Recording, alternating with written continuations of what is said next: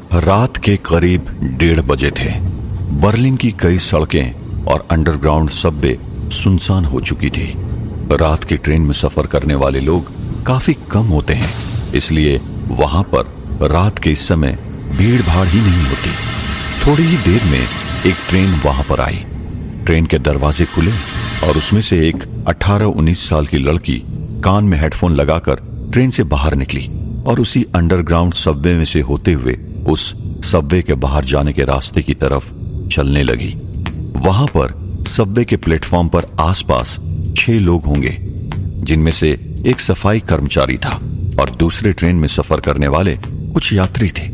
वहां पर 12 बेघर लोग घूम रहे थे और अपने रात के सोने के लिए जगह ढूंढ रहे थे। वो लड़की अपनी ही धुन में आगे की तरफ बढ़ी चली जा रही थी। तभी वो लड़की एक छोटे से पैसेज में से गुजरी जहां पर उसके अलावा और कोई नहीं था। तभी अचानक एक बेघर आदमी एकदम से उसके सामने आ गया। लड़की एक पल के लिए घबराई, लेकिन फिर उसने हेडफोन्स निकाले और उस बेघर आदमी को देखने लगी।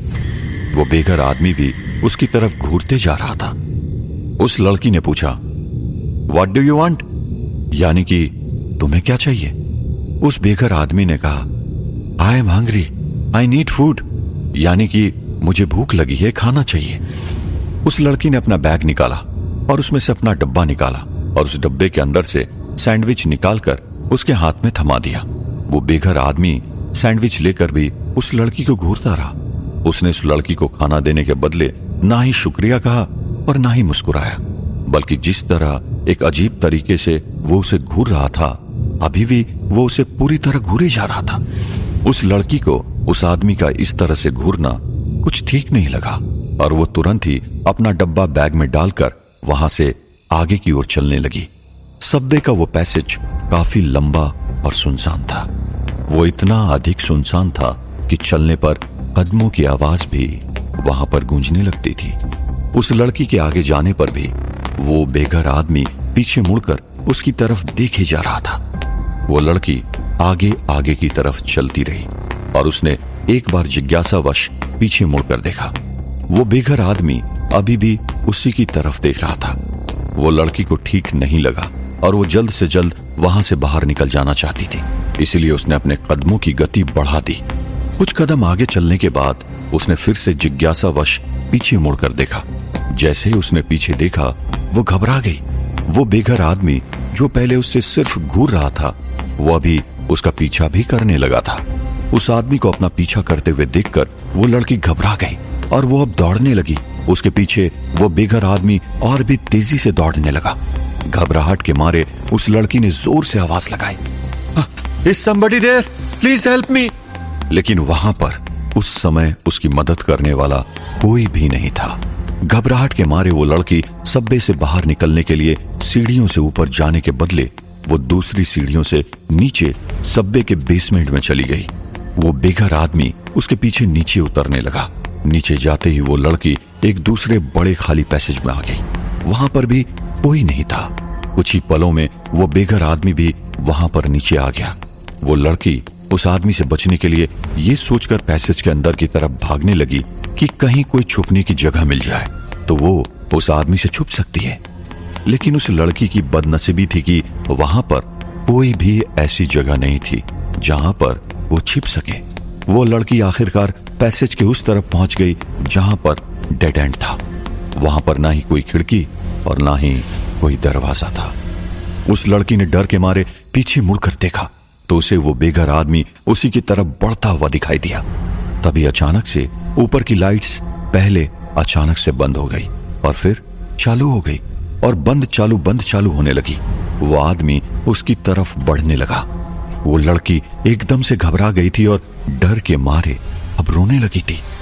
उसने अपने मोबाइल फोन से किसी को फोन लगाने की भी कोशिश की, लेकिन वहां पर बेसमेंट में नेटवर्क नहीं पकड़ रहा था। उस लड़की ने रोते हुए कहा, please don't hurt me, please let me go, please let me go. लेकिन वो आदमी अभी भी उसकी तरफ चला आ रहा था और अचानक से वहां चलते चलते एक जगह पर आकर वो रुक गया। उसके और उस लड़की के बीच में कुछ 15 से 20 फुट का ही फासला होगा। वो लड़की अब डर के मारे कांपने लगी थी। तब अचानक वो आदमी उसकी तरफ देखते देखते मुस्कुराने लगा और फिर अचानक उस आदमी ने औरत की आवाज में चीख निकाली और वो आदमी तेजी से हवा में उड़ते हुए उसकी तरफ आने लगा और हवा में ही वो आदमी स्त्री में बदल गया। काला लंबा लहराता हुआ गाउन, काले लंबे बाल, वो स्त्री और कोई नहीं बल्कि छाया थी। अचानक से वो लड़की भी जोरों से चीखी, लेकिन एक ही पल में छाया उस लड़की को जाकर लिपट गई और तुरंत ही अपने दांत लड़की के गर्दन में घुसा दिए और उस लड़की का खून पीने लगी। कुछ ही देर में उसने उस लड़की का खून पी लिया। वो लड़की अभी भी जिंदा थी। तब छाया ने वहीं पर उस लड़की के पेट पर अपने मुंह से जोरों से काटा और एक मांस का बड़ा सा टुकड़ा फाड़कर बाहर निकाल लिया और उसे खाने लगी। फिर छाया ने अपना हाथ उस लड़की के पेट के अंदर डाला और उसकी आंतें ही बाहर निकाल दिया और उसे भी खाने लगी। उस 18-19 साल की लड़की की बहुत ही दर्दनाक मृत्यु हुई। छाया ने वहीं पर उस लड़की को जितना हो सके उतना खाकर अपनी भूख मिटाई और फिर वहां से आगे चलने लगी। उस टिमटिमाती हुई लाइट्स में खून से लथपथ मुंह और शरीर, सर पर बिखरे हुए बाल लेकर चल रही छाया एकदम ही भयानक लग रही थी। और अचानक से छाया ने छलांग लगाई और वो हवा में उड़ने लगी।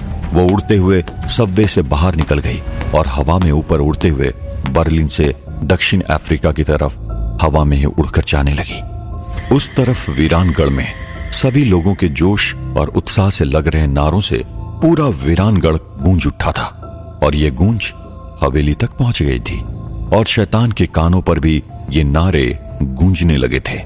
जिन लोगों के अंदर हमेशा ही शैतान अपने लिए खौफ महसूस किया था, आज उन्हीं लोगों के अंदर अपने लिए खौफ के बदले की भावना महसूस कर शैतान को अच्छा नहीं लग रहा था। शैतान गुस्से से उठ खड़ा हुआ और उसने तुरंत ही अपना तलवार उठाया और जोरों से जमीन की ओर पटक दिया। शैतान का तलवार जमीन पर लगते ही एक भूकंप जैसा मचने लगा। इस भूकंप का असर वीरानगढ़ के लोगों को भी महसूस हुआ। सभी लोग एकदम से शांत हो गए और एकदम सतर्क हो गए। कुछ ही देर में भूकंप शांत हो गया। तभी किसी ने कहा, आज अचानक भूकंप कैसे आ गया? तभी बूढ़े बाबा ने कहा, ये प्राकृतिक भूकंप नहीं था, ये शैतान की नाराजगी थी। हम लोगों का उसके प्रति जो रवैया बदल गया है वो उसे अच्छा नहीं लगा। शैतान को शक्ति हमारे डर से प्राप्त होती है और जब जब हमारा डर उसके प्रति कम होता है तो उसकी शक्ति भी कम होती है। यह भूकंप इस बात का प्रतीक है कि हमने जिस दिशा में कदम उठाने का निर्णय किया है वो निर्णय सही है।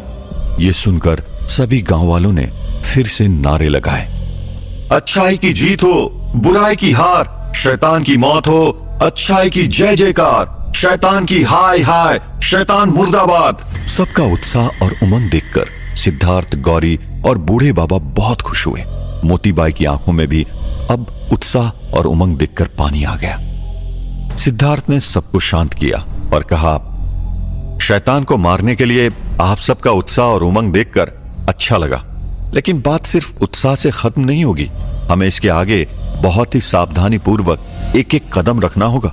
सबसे पहले हम सबको मानसिक तौर से तैयार होना होगा कि अच्छे से अच्छे दिन देखने के लिए हमें कुछ वक्त के लिए बुरे से बुरे दिन के लिए भी तैयार होना पड़ेगा। एक एक दिन हमारे लिए मुश्किल साबित होने वाले हैं और रात उससे भी ज्यादा मुश्किल।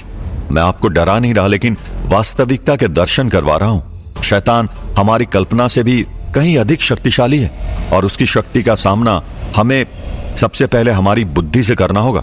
शैतान से जीतने का हमारा सिर्फ एक नारा होगा, एकता, आत्मविश्वास और दृढ़ संकल्प। गौरी ने कहा, हम ना ही शैतानी शक्तियों से हार मानेंगे और ना ही खुद शैतान से, क्योंकि इंसान तब हारता है जब वो मन से हार स्वीकार करता है, नहीं तो इंसान मरकर भी जीत जाता है।